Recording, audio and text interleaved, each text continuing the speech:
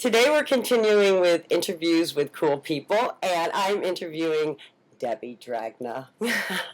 And Debbie is an expert at being happy. And Wow.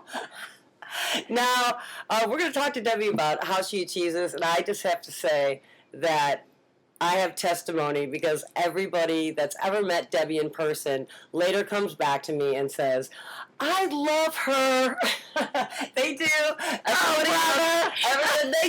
They do. They come back and they're like, oh my God, her joy for life. She's just awesome. And, you know, yeah, they do. I gotta get closer. Yeah, come on over here, my friend. And so Debbie, today I want you to share with, what is your number one reason? Let me say it better. What is one of the ways you think that you maintain your happiness? The more I read about things about living in the moment, I guess I just sort of live in the moment. And no matter what's going on in life, your mom's sick, your dog's sick, work sucks, whatever, but you can find joy in the moment of going outside, maybe having a little glass of wine, eating some cheese, enjoying things, exercise and being in nature and just kind of lifting yourself up. It doesn't always work, but most of the time. Yeah. I have to say that Debbie, of all my friends, really stays connected to, she works out all the time. And the food thing. Okay, you're from New Orleans, Deb, so food's a big thing in your life. And I just have to go there that in all, like Joseph Campbell's, myth of the sacred journey that we all take as being souls on the planet. One of those great things that we go through is we all have to share food. So it's almost a ritual. It's considered sacred, the meal, it used to be, because everybody has to eat to stay alive. And the family usually gathers, or the tribe gathers. And I know that being from New Orleans, Deb, especially food is still really like, reveled in and experienced, unlike LA where we just eat what's healthy, which is like kale and not so good. So you think that's part of it, Deb? I think it's all a balance, and you don't have to think about it. You just, growing up in New Orleans, I can't say there's any place like it, in that people just celebrate every moment. And there's a lot of bad things that happen in life, but they get together in families. And I have seen it in LA. I've seen people like that. But you have to keep seeing your friends and being with people and eating. And yes, in moderate, eat healthy most days of the week. But on the weekends, get the crawfish out and the beer and the... Now, what is your 4-day, 3-day rule? I really like this. 4 days a week, my body's a temple. 3 days a week, it's an amusement park. So have some fun. Let it go. 4 days a week, it's a temple. 3 days, it's an amusement park. Good going. I think when being from New Orleans, it's a real spirituality that people don't even realize. And when I moved here, everybody was trying to be so spiritual where they thought, okay, you got to go to yoga, eat healthy, don't talk.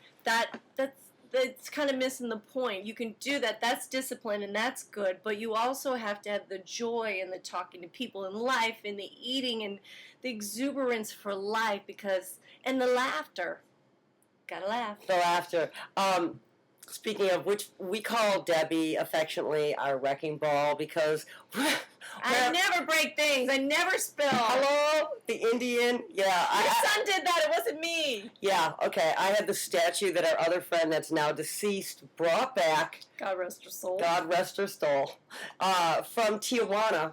Was a statue, a ceramic statue of this Indian, and that she brought to me. In fact, I think she really just got it from me because she was able to use the, what is that throughway when you have an extra passenger? The commuter lane.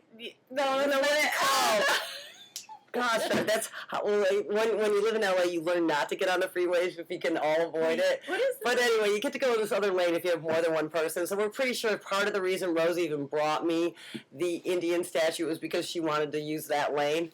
Oh, and there she is. It's our friend. It's our friend that died in a tragic car accident. Man, you just think, like, she was one of the brightest lights, like, next to you. And you don't think they're going to go out. And man, when it did go out, huge light. She lived like I'm saying, but Every maybe day. a little extreme. Her body was in more of an amusement park, but she had fun. Yeah, she might have been doing the 5 days to the amusement park, 2 days to temple. But seeing that she only had a short life, maybe that was the way to go for her. I don't know. That's the way to go. Yeah, maybe. She lived it out. She ate the calamari and the... We'd go out. We'd always be trying to be healthy, and she'd be like, "I want the pork chops and the applesauce." And we're like, "Oh, ribs!" At like 3 in the morning. All right, yeah. Oh my God. Okay, so the other thing that I have to say about Debbie that's totally different than anybody I know is that if you go out with Debbie or any place with Debbie, and she goes, say, to the bathroom.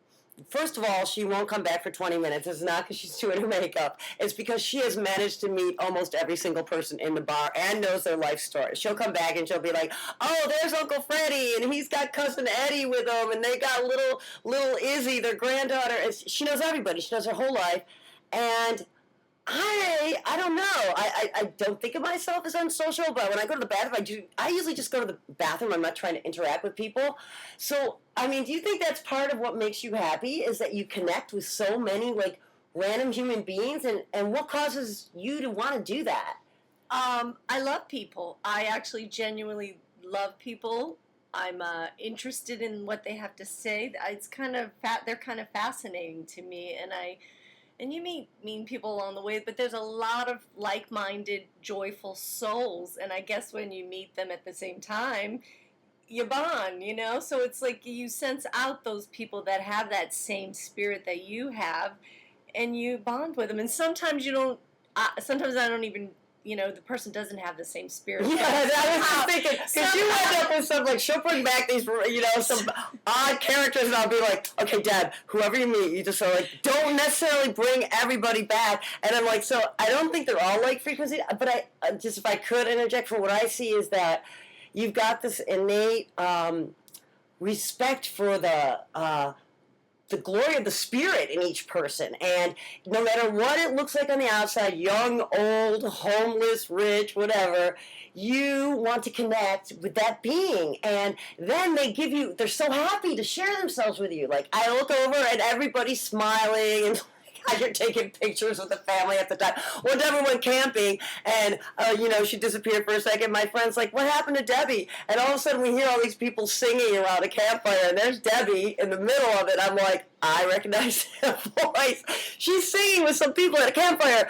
And that's the other thing, Deb. You always sing. I think that might be part of it. Yeah, that makes you happy. Sing. Who cares if you can sing? I mean, I think I have a good voice, but... and she has an album out, and I'll link that below, right? Can you buy that? Yes, on awesome. CD Baby. Awesome. I'll put that down. And tell us, where can we find you, Debbie, and your music?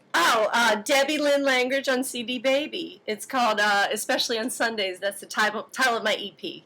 And, so I think you should dance and sing. It doesn't matter. I think people get so embarrassed. And I read something once about, like, what a child is like. And maybe my happiness stems from that I haven't lost the ability to be a child.